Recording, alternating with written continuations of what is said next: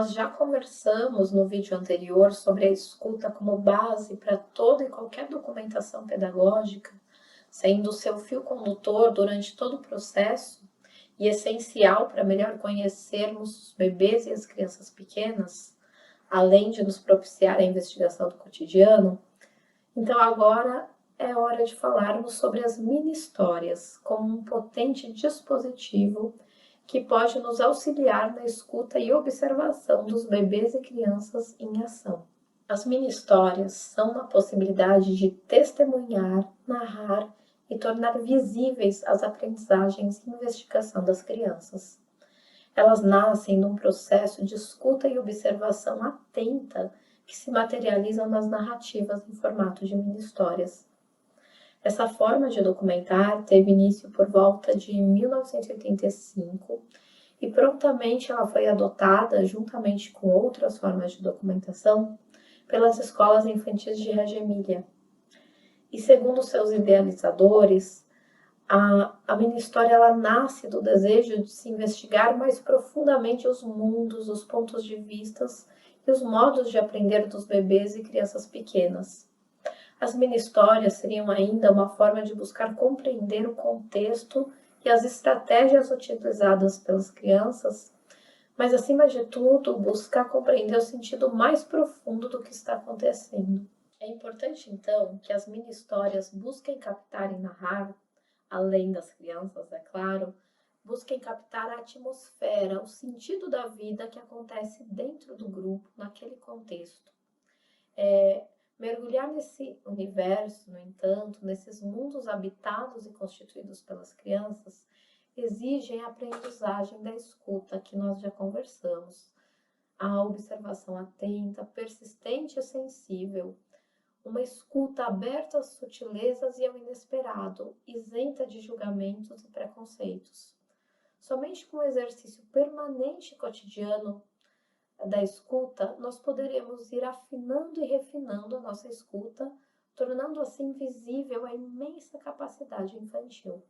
Nesse sentido, as mini-histórias, além de serem uma forma de escutarmos os bebês e as crianças pequenas e o contexto nos quais elas estão inseridas, é uma forma também, segundo David Altimir, de homenagear as grandes capacidades das crianças, a sua capacidade de construir histórias maravilhosas, que, segundo o Altimir, isso é também ao mesmo tempo um convite aos profissionais para que possamos reconhecer e nos maravilharmos também com essas histórias, sendo aquilo que Malaguzzi falava, nos tornando profissionais do maravilhamento.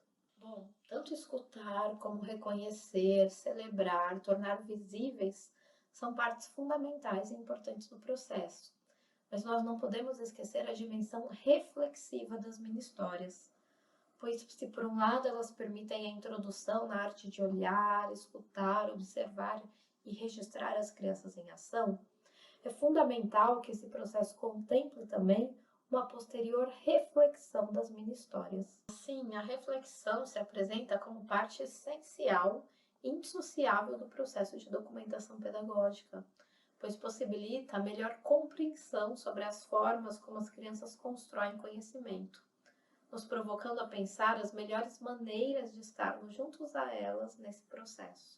É de extrema importância ainda que mais olhares e vozes se juntem a essa reflexão, e nesse sentido, a narrativa textual e imagética das mini-histórias atuam como grandes facilitadores do processo comunicativo, permitindo que outros autores se juntem à discussão, como profissionais, famílias, além, evidentemente, das crianças, uma vez que sua forma de comunicação pode ser facilmente compartilhada de uma forma agradável e acessível por todos. Assim, as mini-histórias, ao acolher e tornar visível a complexidade humana que se expressa nas múltiplas histórias vivenciadas cotidianamente, ela cria uma espécie de janela que nos aproxima das crianças e dos seus mundos. Mas é sempre bom lembrar que nossa visão é sempre parcial e subjetiva, uma vez que a história que observamos e narramos das crianças, ela se junta às nossas histórias internas. Nessa perspectiva, então, nós podemos dizer que as mini-histórias, elas são frutos do encontro das diferentes histórias de adultos e crianças.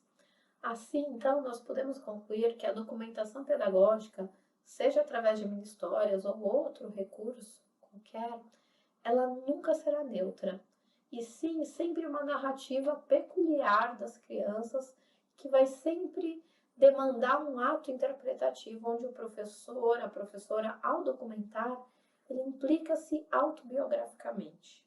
Ele deixa a sua marca na narrativa.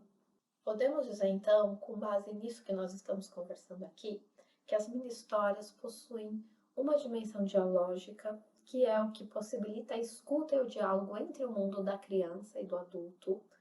Tem também uma dimensão reflexiva, que permite melhor compreender como as crianças constroem esses mundos. Ela possui uma dimensão comunicativa, que permite que as narrativas construídas sejam comunicadas e refletidas por mais sujeitos, por outros atores, e possui ainda uma natureza desenvolvimental, que prevê a transformação e não a mera constatação através da documentação pedagógica. Então, temos uma dimensão dialógica, reflexiva, comunicativa e uma natureza desenvolvimental.